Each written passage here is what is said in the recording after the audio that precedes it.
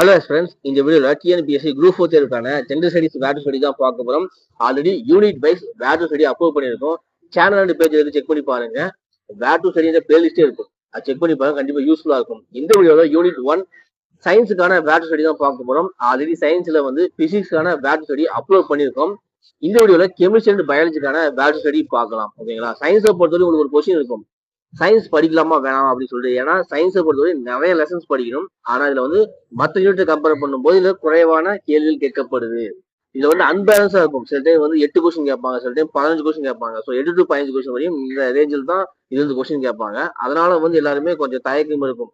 First வேற unit எல்லாம் முடிச்சுட்டு அதுக்கப்புறம் சயின்ஸ் வரலாமா, சயின்ஸை விட்டுலாமா அப்படின்னு சொல்லிட்டு ஒரு கேள்விகள் இருக்கும். நான் என்ன சொல்லுவேன்னா, சயின்ஸை விட மற்ற யூனிட்டுக்கு இம்பார்ட்டன்ஸ் கொடுங்க. ஆனா சயின்ஸை விட்டுறக்கூடாது. ஏன்னா நீங்களும் சயின்ஸ் தவிர மற்ற யூனிட் எல்லாம் கவர் பண்ணீங்க, மற்றவங்களும் சயின்ஸ் தவிர மற்ற எல்லா யூனிட் கவர் பண்ணீங்கன்னா எல்லாருமே ஒரே ரேஞ்சில் இருப்பீங்க. அப்போ நீங்க சயின்ஸ் எக்ஸ்ட்ரா படிக்கும் போது அவங்களோட ஒரு 2 மார்க்ஸ் சேர்ந்து வரதுக்கான வாய்ப்புகள் அதிகம். அதனால சயின்ஸை விட்டுறக்கூடாது.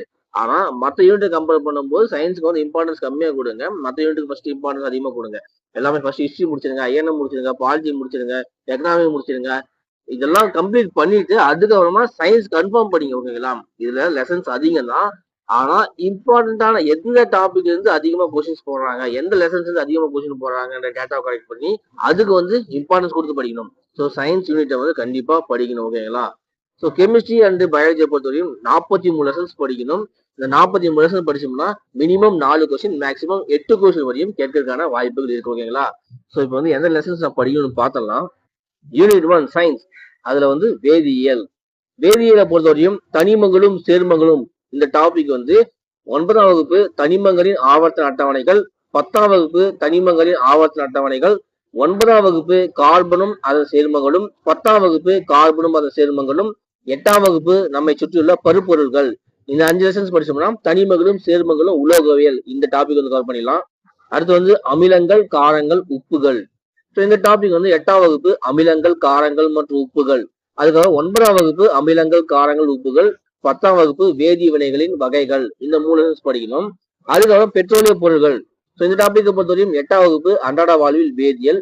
அதுக்கப்புறம் உரங்கள், பூச்சிக்கொல்லிகள். இந்த டாபிக் 9ஆம் வகுப்பு பொருளாதார உயிரியல், 8ஆம் வகுப்பு பயிர் பெருக்கம் மற்றும் வேளாண்மை. இந்த 2 லெசன்ஸ் படிக்கணும்.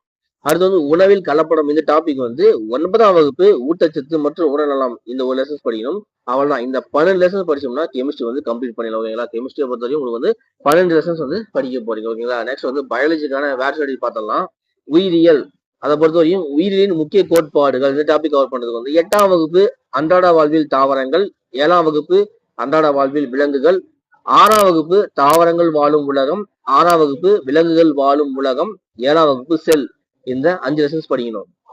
அடுத்து உயிரினங்களின் வகைப்பாடு. இந்த டாபிக் 7ஆம் வகுப்பு வகைப்பாட்டியலின் அடிப்படை, 8ஆம் வகுப்பு தாவர உலகம், 9ஆம் வகுப்பு விலங்கு உலகம், 9ஆம் வகுப்பு தாவர உள்ளமைப்பியல். இந்த 4 லெசன்ஸ் படிக்கணும். அது பரிணாமம். இந்த டாபிக் 10ஆம் வகுப்பு உயிரினங்களின் தோற்றமும் பரிணாமமும், 12ஆம் வகுப்பு உயிர் விலங்கியல்ல பரிணாமம். இந்த 2 லெசன்ஸ் படிக்கணும். அடுத்து மரபியல். மரபியலை பொறுத்தவரையும் 10ஆம் வகுப்பு மரபியல், 12ஆம் வகுப்பு உயிர் விலங்கியல்ல மரபு கடத்தல் கொள்கைகள் மற்றும் மாறுபாடுகள், 12ஆம் வகுப்பு உயிர் விலங்கியல் மூலக்கூறு மரபியல். இந்த 3 லெசன்ஸ் படிக்கணும். அதுதான் உடலியலை பொறுத்தவரையும் 10ஆம் வகுப்பு தாவர மற்றும் விலங்கு ஹார்மோன்கள், 9ஆம் வகுப்பு தாவர உடலியல், 10ஆம் வகுப்பு தாவர உள்ளமைப்பியல் மற்றும் தாவர செயலியல், 10ஆம் வகுப்பு தாவரங்களின் கடத்துதல் மற்றும் விலங்குகளின் சுற்றோட்டம். அதுக்கப்புறம் 7ஆம் வகுப்பு தாவரங்களின் இனப்பெருக்கம் மற்றும் மாற்றுருக்கள். அதுக்கப்புறம் 10ஆம் வகுப்பு விலங்குகள் மற்றும் தாவரங்களின் இனப்பெருக்கம். இந்த 6 லெசன்ஸ் படிச்சோம்னா உடலியல் டாபிக் கவர் பண்ணிடலாம். நெக்ஸ்ட் உணவியல், ஊட்டச்சத்து, உடல்நலம் மற்றும் சுகாதாரம், மனித நோய்கள். இந்த டாபிக் கவர் பண்ண 6ஆம் வகுப்பு உடல்நலம் மற்றும் சுகாதாரம், 7ஆம் வகுப்பு உடல்நலம் மற்றும் சுகாதாரம், 9ஆம் வகுப்பு ஊட்டச்சத்து மற்றும் சுகாதாரம், 10ஆம் வகுப்பு உடல்நலம் மற்றும் நோய்கள், 9ஆம் வகுப்பு நுண்ணுயிர்களின் உலகம், 12ஆம் வகுப்பு உயிர் விலங்கியல மனித நலன் நோய்கள், அதாவது 8ஆம் வகுப்பு வளரிளம் பருவமடைதல். இந்த 7 லெசன்ஸ் படிக்கணும்.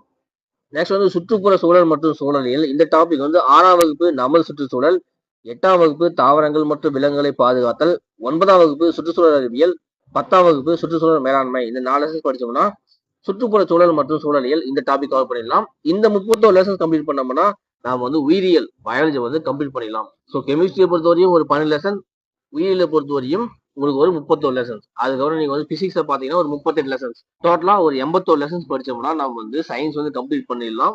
மினிமம் 8 கொஸ்டின், மேக்ஸிமம் 15 கொஸ்டின் வரையும் சயின்ஸ் கேட்பதற்கான வாய்ப்புகள் இருக்கு. ஓகேங்களா? 81 லெசன்ஸ் படிக்கணும்னா முக்கியமான லெசன்ஸ் படிச்சா கூட போதும்.